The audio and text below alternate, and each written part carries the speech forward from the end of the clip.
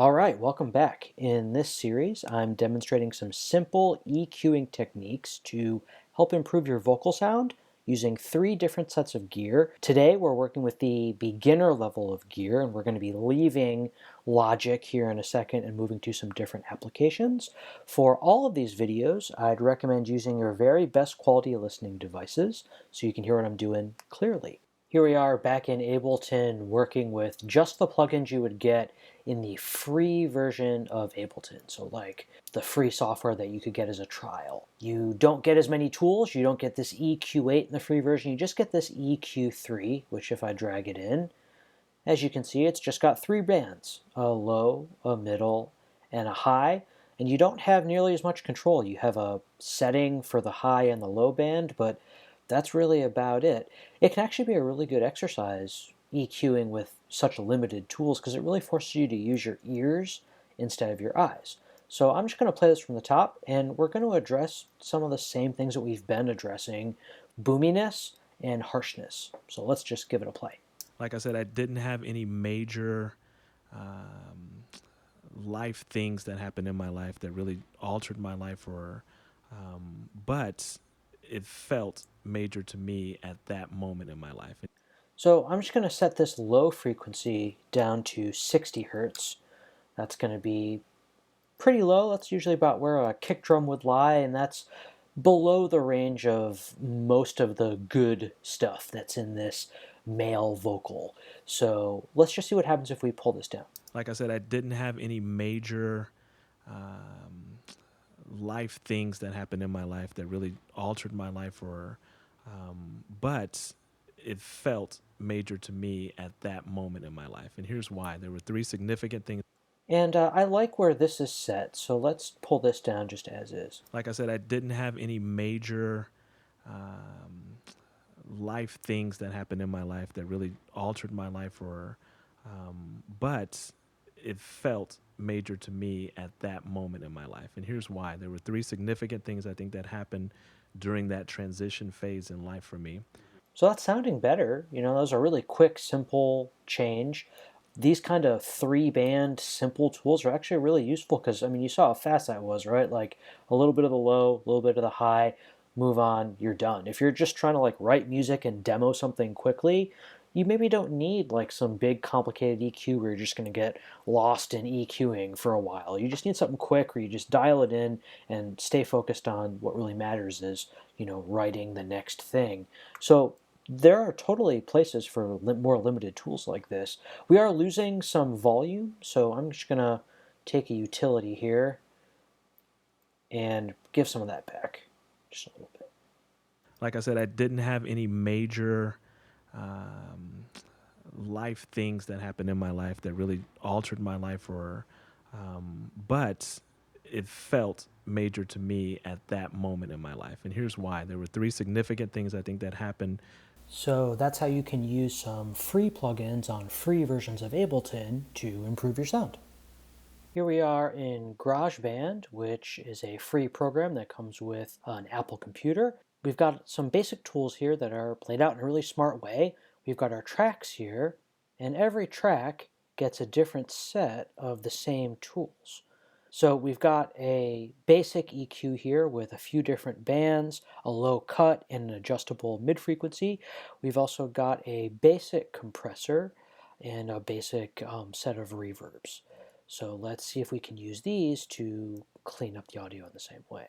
So the thing that lets us get high quality from cheaper gear is really intentionality. As long as we're being intentional with how we're using those tools, we'll get to a much more consistent end result no matter what gear we're actually using. So again, on this same piece of source audio, we've got low-end boominess, which we can address with this low band, high-end sibilance, which we can address here. So let's just play with some of these knobs and see if we can clean up some of that low end. It felt major to me at that moment in my life. And here's why. There were three significant things I think that happened. This low end is not really in the right place, and we can kind of see that too if we click over here.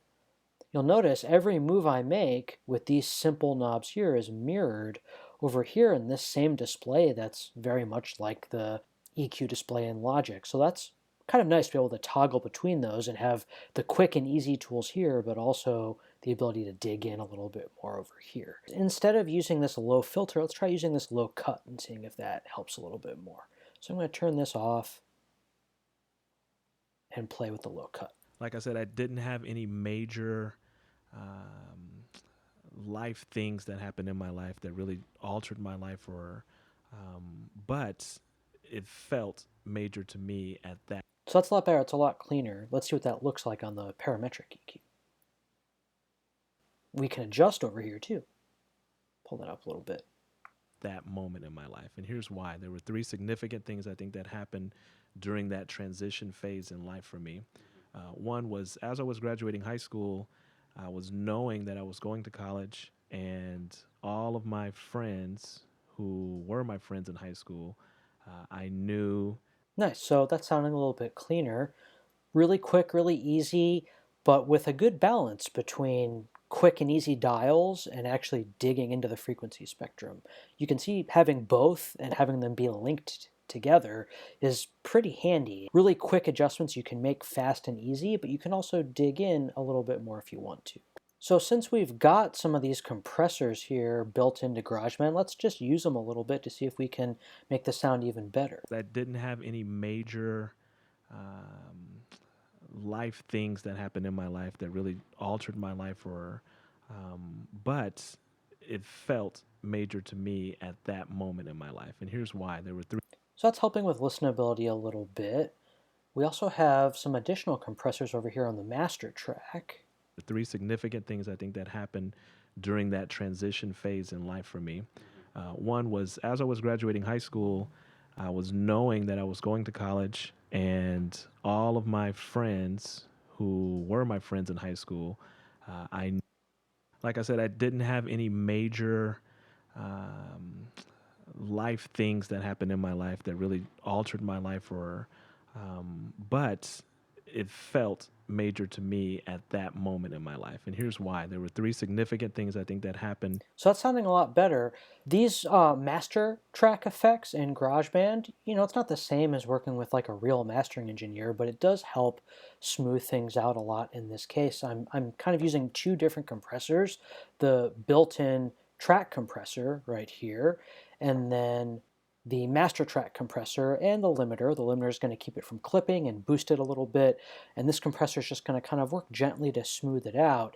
And the settings on these are not able to be tweaked by you, but they're set in smart ways where these are different compressors. The one that's on the track is working a little bit more aggressively. The one that's on the master track is a little bit more subtle, but it's tuned really nice to kind of smooth things out. So those two compressors in combination lets you get to a really nice, smooth, professional sound. Let's take another listen to this. Said I didn't have any major um, life things that happened in my life that really altered my life, but it felt major to me at that moment in my life. And here's why. There were three significant things I think that happened during that transition phase in life. So yeah, very listenable, very smooth, a couple quick adjustments, and we've made a big improvement. And GarageBand is great for that. It's a great writing tool, giving you just enough sound processing tools to kind of tweak things and keep going without getting lost in the details. And that's really cool. So that's how you can use free beginner tools very simply to clean things up and help improve your sound. If your project is very simple, or if you're doing basic audio cleanup for different types of social media content, just taking a few of these little small steps and small techniques can really help make your stuff stand out, because not a lot of people are taking the time to do this. Most modern video editors will also have very simple sound equalization tools like the ones that we've just looked at. So you might even be able to get your sound to a good place using just your video editing software and not having to move around through different programs. This concludes this series going over basic EQ techniques for different levels of gear. I've got a few more of these types of series in the works, but if you like this stuff and want to see more of it, just let me know what you'd like to see. Thanks for watching.